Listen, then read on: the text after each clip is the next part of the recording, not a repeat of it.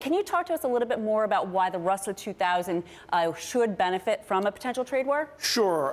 The revenues for the Russell 2000 are about 80 to 85% domestically based, while for the S&P 500, it's more about 60 to 65%. Oh, pretty big gap. And you know, the president was elected on an anti-globalization platform, and some of the biggest beneficiaries of globalization are S&P 500 names, those large multinationals you just mentioned.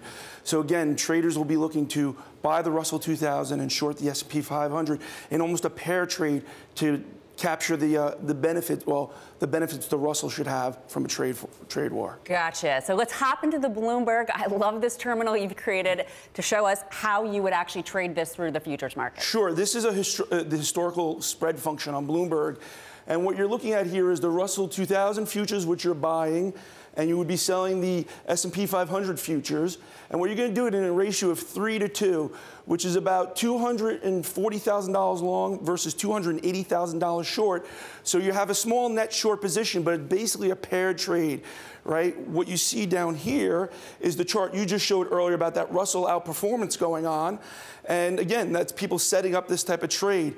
And the real benefit here is that you're trying to almost go market neutral, but you're going to capture any benefits from that or outperformance the Russell would have versus the S&P if a trade war really breaks out. Gotcha. And what about that correlation down there? So that's the other thing that makes it a great setup and a great trade. So this correlation line shows about 87% correlation between the two indices.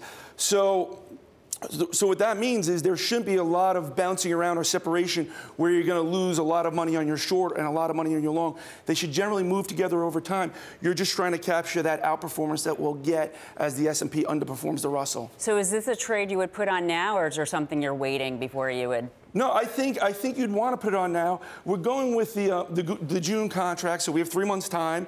And again, I think the key here is we've announced our tariffs. The question is, what's the retaliation going to be, and how is that going to affect U.S. companies? And from that perspective, you want to have the trade set up now for that next bit of news breaks.